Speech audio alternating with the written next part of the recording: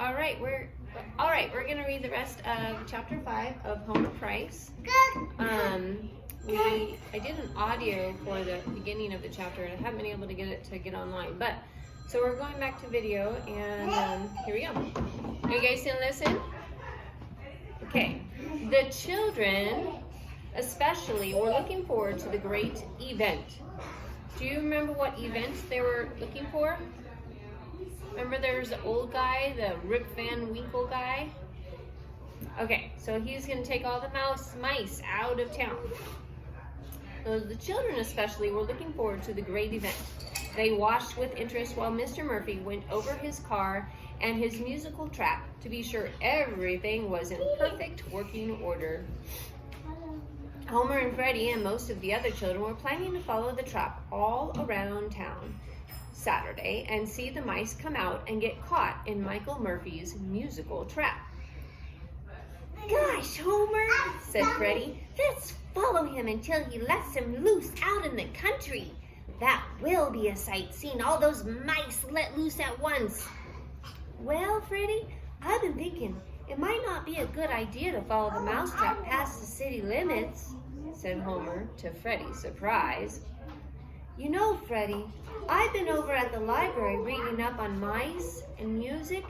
Music can do funny things sometimes. It can soothe savage beasts and charm snakes and lots of things. If we're going to follow this musical trap till the mice are let loose, we better make some plans. Homer and Freddie spent all Friday recess period making plans. They decided that all the children should meet in the schoolyard before the demousing started on Saturday.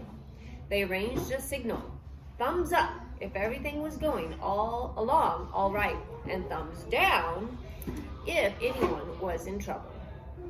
It's just to be on the safe side, Homer explained.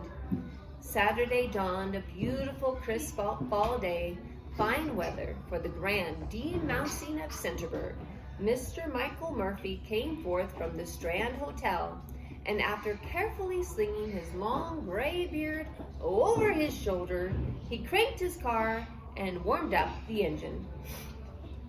He carefully removed the canvas covering from the musical mousetrap and ever so painstakingly arranged the spiral ramps and runways so that no mouse, no matter how careless, could stub a toe or bump a nose. He then climbed behind the steering wheel and the musical mousetrap was underway. A loud cheer arose from the crowd of children as Mr. Murphy yanked a lever and the reed organ started to play. Even before the cheering stopped, the mice began to appear. Through the streets of Centerburg rolled Mr. Michael Murphy and his musical mousetrap. The mice came running from every direction. Fat, donut-fed mice from Uncle Ulysses' lunchroom, thin mice from the churches, ordinary mice from houses and homes, mice from the stores, and mice from the town hall.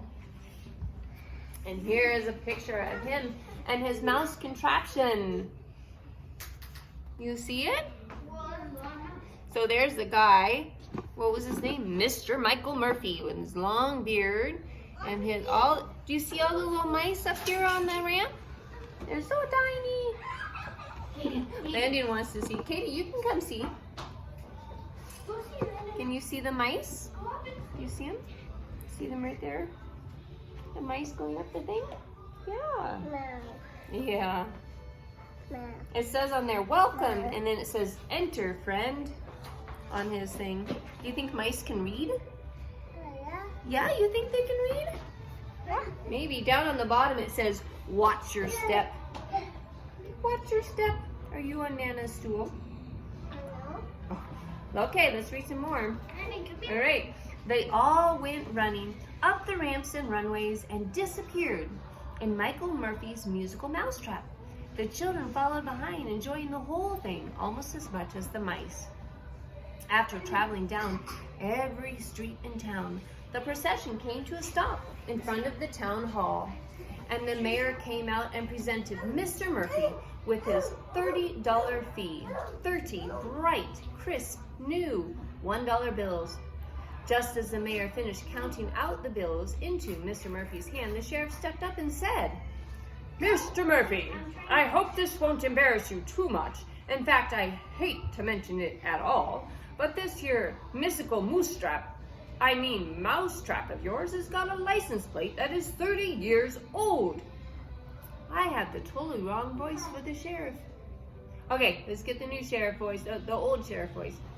A new license will cost you just exactly $30. Mr. Murphy blushed crimson under his beard. It's the law, you know, and I can't help it, apologized the sheriff. Poor Mr. Murphy, poor shy Mr. Murphy. He handed his $30 to the sheriff, took his new license plates, and crept down the city hall steps. He climbed into his car and drove slowly away toward the edge of town, with the musical mousetrap playing its reedy music. The children followed along to see Mr. Murphy release all of the mice. So here's a picture of all the people and Mr. Murphy with his mice. Do you want to see it, Katie? You see the people? Landon left us. He's going to get us. Oh. I really hated to do that, Mayor.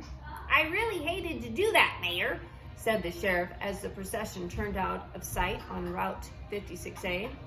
It's the law, you know, and if I hadn't reminded him, he might have been arrested in the next town he visits. There's no telling how this demousing would have ended if the children's librarian hadn't come rushing up shouting, Sheriff, Sheriff, quick! We guessed the wrong book. What? Shouted the sheriff and the mayor and Uncle Ulysses. Yes, gasped the children's librarian. Not Rip Van Winkle, but another book. The Pied Piper of Hamelin. Jiminy Christmas, yelled the sheriff. And almost every child in town is following him this very minute.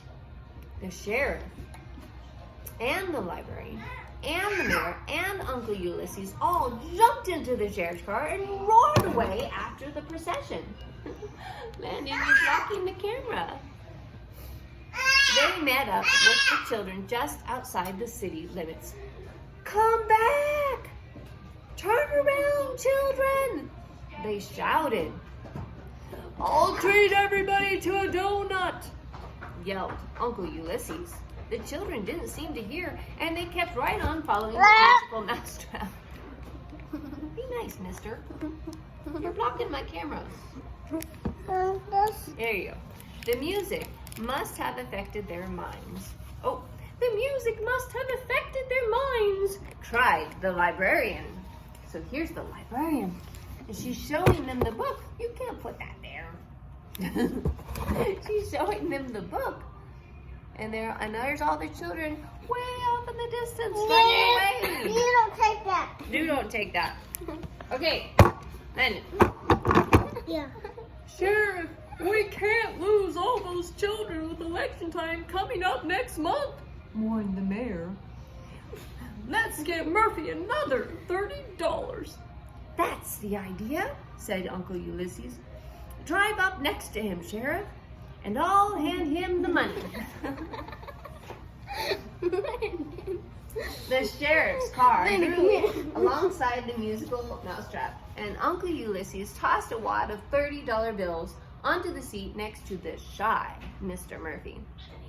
Please don't take them away, pleaded the librarian. Come, Mr. Murphy, let's be reasonable, shouted the mayor. Mr. Murphy was very flustered and his steering was distinctly wobbling. Then the sheriff got riled and yelled at the top of his lungs, Get him go! Get him go! Darn it, let him go! And that's exactly what Mr. Murphy did. He let them go. He pulled the lever, and every last mouse came tumbling out of the bottom of the musical mousetrap. I've lost all my children, by the way. And such a sight it was, well worth walking to the city limits to see. The mice came out in a torrent. The reedy organ on the musical mousetrap stopped playing, and the squeaking of mice and the cheering of children filled the air. The torrent of mice paused, as if sensing direction, and then each Centerburg mouse started off in a straight line to his own Centerburg mouth hole. Mr. Murphy didn't pause. He stopped, stepped on the gas, and the musical mousetrap swayed down the road. The mayor, the children's librarian, the sheriff, Uncle Ulysses, and the children watched as it grew smaller and smaller and finally disappeared. Then Uncle Ulysses remembered the children. He turned around and noticed them grinning at each other and holding their thumbs up in the air. They paid no attention whatever when they were called. "Oh, that music has pixied these children," he moaned. No, it hasn't, Uncle Ulysses, said Homer, who had just come up. There's not a thing the matter with them that Doc Pelly can't cure in 2 shakes.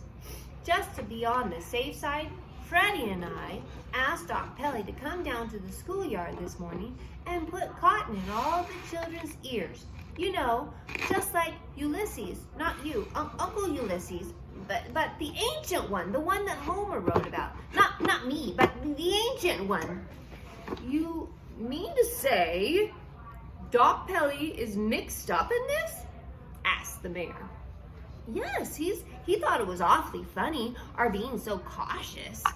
Uncle Ulysses laughed and said, "Round him up and we'll all go down to the lunchroom for donuts and milk." "Sheriff," said the mayor, "with election time coming next month, we gotta put our heads together and cook up a good excuse for spending $60 of the taxpayers' money." And that's the end. Did you figure out what happened? The kids didn't hear any of the music. They weren't being led away. They were smarter than the Pied Piper of old.